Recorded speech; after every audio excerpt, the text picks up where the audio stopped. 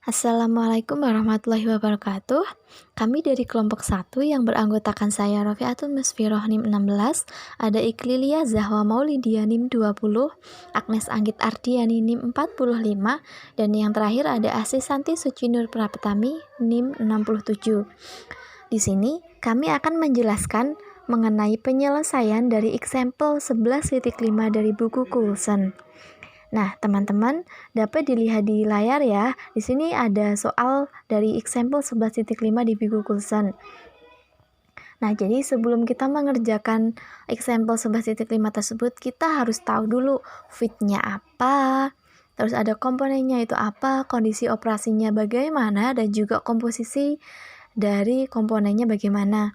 Nah, dari soal di situ ya, kita sudah diketahui, jadi intinya soal tersebut adalah untuk memisahkan butan dan pentan dari campuran yang terdiri dari propan, I-butan, N-butan, I-pentan, dan juga N-pentan. Nah, untuk komposisinya, komposisi dari feed, distilat, dan juga bottomnya sudah diketahui semua. Kalian bisa lihat di layar ya. Nah, untuk kondisi operasinya juga sudah diketahui, yaitu ada tekanannya 8,3 bar dan juga refleks rasionya ada 2,5.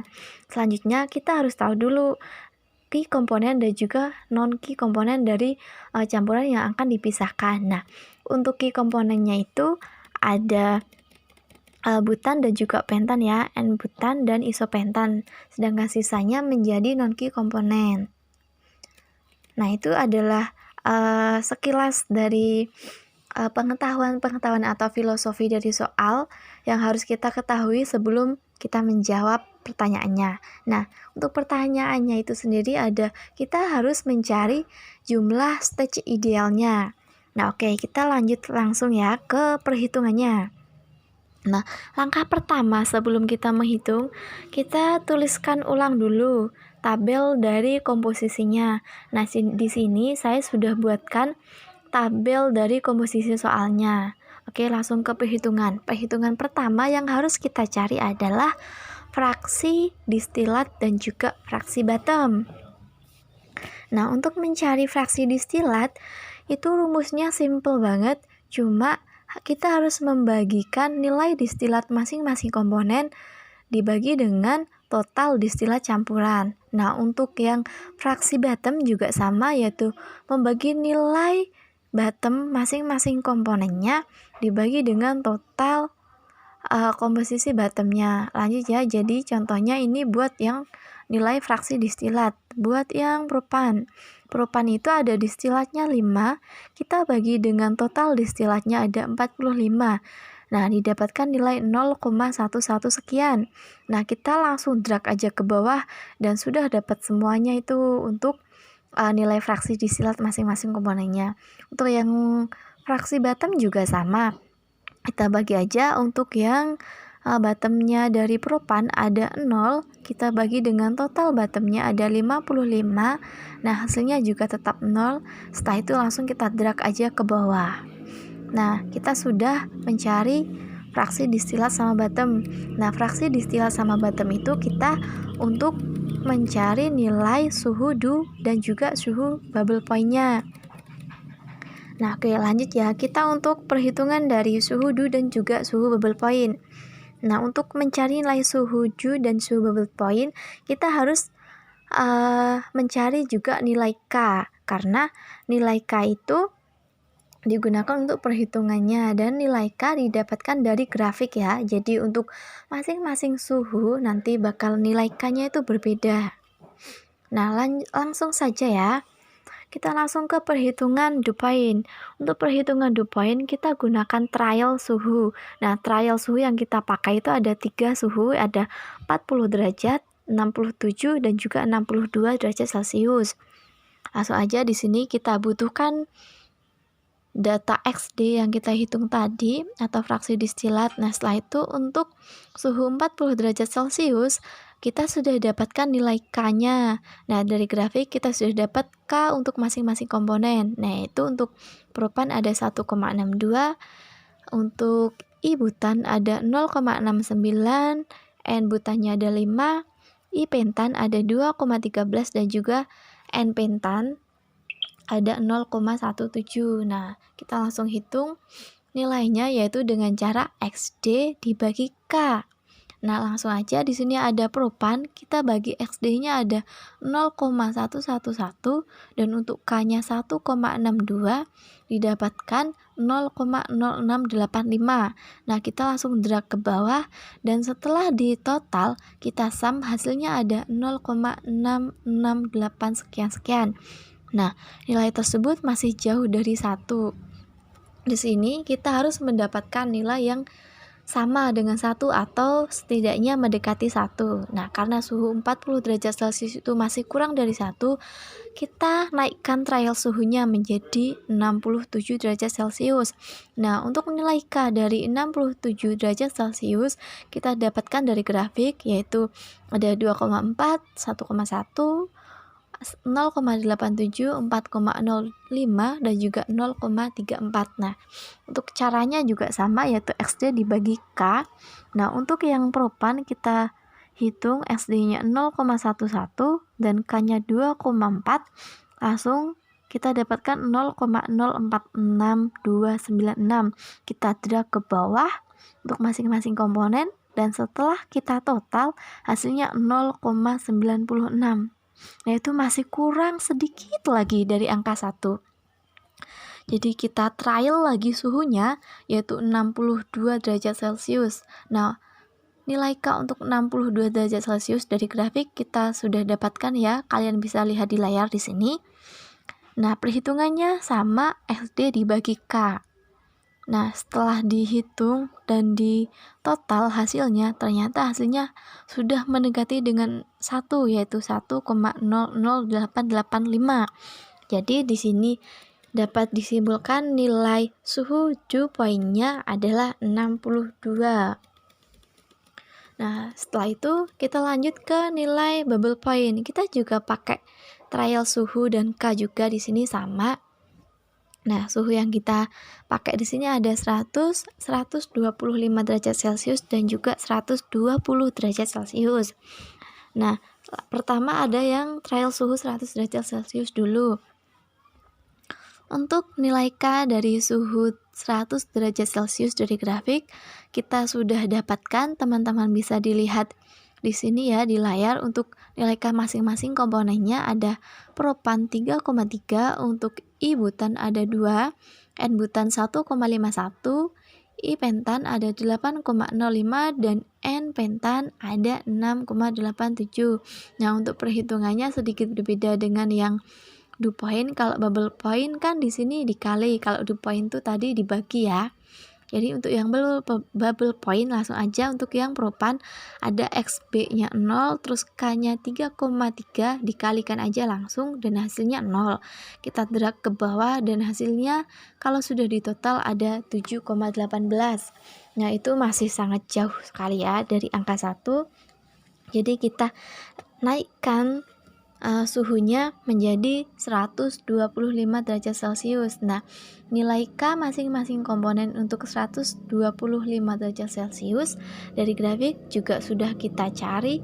Teman-teman bisa lihat di layar nilainya. Nah, kita langsung hitung aja K dikali XB. Untuk masing-masing komponen kita langsung, untuk yang propan ada XB-nya 0, K-nya 4,81. Kita kalikan hasilnya 0 dan kita drag ke bawah. Dan setelah kita total hasilnya ada 1,134909. Itu sudah sedikit mendekati 1 ya, tapi belum sama dengan 1. Jadi kita turunkan suhunya menjadi 120 derajat Celcius. Nah, untuk nilai K untuk masing-masing komponen dari suhu 120 derajat Celcius dapat teman-teman lihat di layar. Nah, kita langsung hitung aja sama kayak perhitungan sebelumnya, yaitu K dikali XB. Nah, untuk yang propan ada XB-nya 0 dan K-nya ada 4,4. Jadi kita langsung kalikan, hasilnya juga tetap 0. Langsung kita drag ke bawah.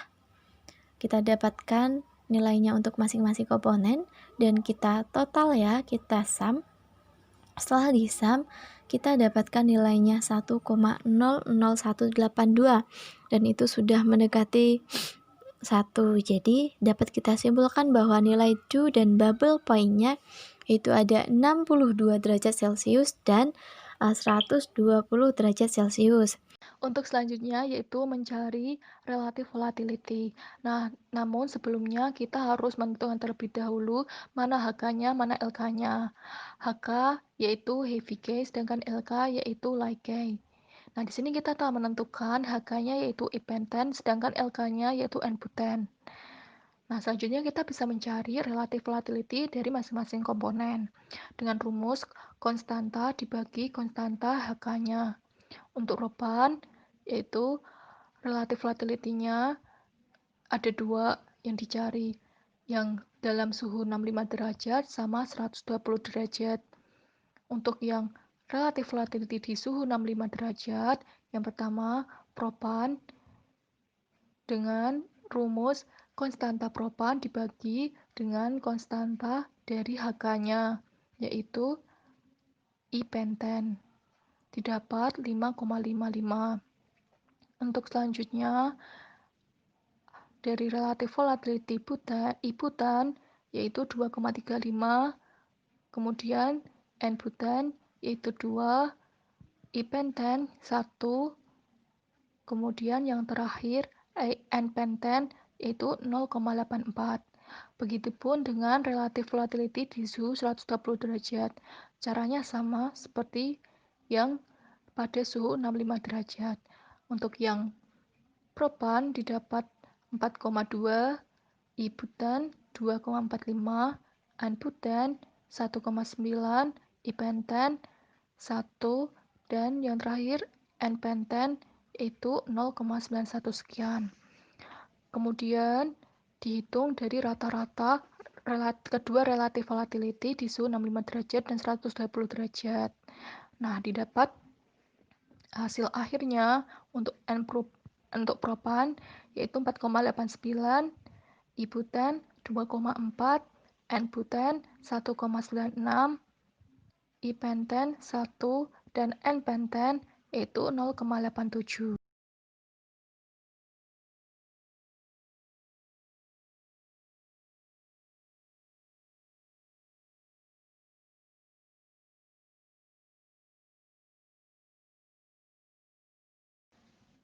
Untuk selanjutnya yaitu perhitungan dari flow non-K-nya. Nah, di sini tujuannya untuk mencari fase liquid dan vapornya baik di distilat maupun di bottomnya. Yang pertama yaitu propan. Nah, untuk relative volatility-nya yaitu 4,89 didapat dari perhitungan tadi. Kemudian di distilatnya yaitu 5 terdapat di soal. Kemudian untuk rumus dari fase liquidnya yaitu distilat dibagi dengan relative volatility ditambah 1. Nah, ketemu 1,28 sekian. Kemudian untuk rumus dari vapornya yaitu liquid ditambah dengan distilatnya. Nah, tadi didapat fase liquidnya yaitu 1,28 ditambah dengan 5 distilatnya. Ketemu 6,284 sekian. Selanjutnya, I-butan sama seperti di propan, relative volatility yang didapat tadi 2,4 sekian, distilatnya 15, dan liquidnya berdasarkan tadi dalam rumus yaitu didapat 10,68 sekian. Kemudian untuk vapornya sama didapat 5,68 sekian. Kemudian dijumlahkan dua komponen ini karena dua komponen ini tadi yang terikut dalam like-nya. Nah, didapat dari total yang fase liquidnya yaitu 11,97 sekian. Sedangkan untuk vapornya yaitu 31,97 sekian. Selanjutnya yaitu komponen yang terikut dengan heavy K yaitu N-penten. Nah, relative volatility yang didapat tadi 0,87 sekian. Untuk yang di bottomnya 35 yang terdapat dalam soal tadi. Kemudian untuk fase vapornya yaitu rumusnya relative volatility dikali dengan bottom dibagi dengan relative volatility dari LK dikurangi relative volatility. Nah, didapat yaitu 29,46 sekian. Kemudian untuk liquidnya, rumusnya vapor-nya ditambah dengan bottom-nya. Didapat 64,46 sekian. Nah, selanjutnya kita akan menghitung flow of combined case calculation. Perhitungan pada kali ini kita mengambil equation 11.46 hingga 11.49 dari buku Coulson halaman 519. Apa gunanya? Kita akan menghitung LE dan VE untuk rectifying section, LE aksen dan VE aksen untuk stripping section yang akan kita gunakan untuk mencari slope of top operating line maupun slope of bottom operating line. Selanjutnya kita menghitung LE pada bagian rectifying section, di mana rumus LE sama dengan relative volatility IC4 pada kondisi bubble point atau alpha 120 IC4 yang tadi, kemudian dikalikan dengan destilat, dikurangi dengan total LI. Kemudian diklik enter. Untuk VE pada bagian rectifying section, kita dapat menghitung dengan sama dengan kurung buka dahulu alfa 120 derajat IC4 yang tadi ditambahkan dengan 1. Kemudian hasilnya dikali dengan total destilat, baru dikurangi dengan total VI. Nah, hampir mirip pada bagian rectifying section. Untuk stripping section, LE aksennya dihitung dengan rumus sama dengan, kita tulis dulu, kurung buka lagi, alfa 120 IC4 atau relative volatility isobutan pada kondisi bubble point, ditambah 1 dulu, kemudian hasilnya baru dikalikan dengan total destilat, ditambahkan dengan total B, lalu dikurangi dengan total LI aksen, kemudian klik enter. Selanjutnya untuk VE aksen dapat kita tulis dengan rumus sama dengan alfa 120 IC4 yang tadi atau relative volatility IC4 pada kondisi bubble point-nya ditambahkan dengan 1, kemudian hasilnya dikalikan dengan total destilat, barulah dikurangi dengan total VI 1, kemudian klik enter. Setelah kita mengetahui LE dan VE pada bagian rectifying section, kita dapat mengetahui slope of top operating line dengan cara kita menggunakan rumus sama dengan LE dibagikan dengan VE. Sama seperti pada rectifying section, untuk mengetahui slope of bottom operating line, kita dapat mengetahui dengan rumus sama dengan LE aksen dibagi VE aksen.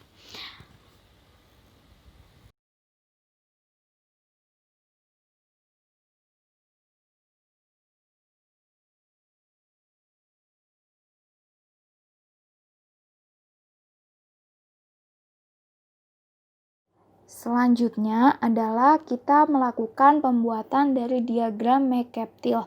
Nah, faktor yang mendukung untuk mencari diagram ini, pertama-tama kita memerlukan perhitungan dulu nih dari fraksi bottom, fraksi distilat, fraksi feed, dan yang lainnya. Untuk pertama dulu, itu kita menghitung fraksi bottom, di mana rumus dari fraksi bottom ini adalah flow light key per flow light key plus flow high key, di mana nilai flow light key itu 1, sedangkan flow high key sebesar 19. Angka ini itu didapat dari sini. Nah, untuk di bagian isopenten, flow light key, ini flow high key-nya. Nah, kemudian sama seperti yang di bagian distilat, di mana nilainya itu 24 per 24 tambah 1. Nah, angka ini itu didapat dari sini. Di bagian N-buten, di mana 24 ini, terus yang satu yang ini. Nah, selanjutnya didapat nilai XF juga yang rumusnya sama seperti bagian yang XB dan XD, namun nanti kita ambilnya yang di bagian feed-nya. Nah, di bagian feed-nya ini 25 20-nya. Nah, selanjutnya kita dapat melakukan perhitungan Y. Tadi kan sudah didapat nih XB-nya 0,05, XD-nya 0,96, XF-nya 0,5. Nah, untuk Y-nya sendiri itu digunakan untuk mencari kurva yang ada di warna merah ini. Nah, itu rumusnya kita ambil dari rumus di buku Coulson. Nah, rumus di equation 1123. Dimana rumusnya ini alpha light key kali X per 1 plus alpha light key kurangin 1 kali X. Dimana nilainya itu, kalau alpha light key itu nilainya adalah 2 ini. Nah, kemudian dia itu 2-nya ini ditaruh di sini, 2x, terus ini 2 dikurangin 1, kan yang hasilnya ini nanti 1, didapatlah nilai segini, 2x per 1 plus x. Nah, selanjutnya kita menggunakan bantuan nilai x, dimana kita dapat melakukan menulis 0 sampai 1. Nah, terserah mau incrementnya berapa, namun saya di sini menggunakan incrementnya 0,2. Kemudian dimasukkan rumus X ini dimasukkan di rumus ini. Nah, nanti dapat didrag ke samping, dihasilkan sekian ini. Untuk selanjutnya, kita dapat membuat tabel untuk penentuan dari grafik yang garis lurus ini.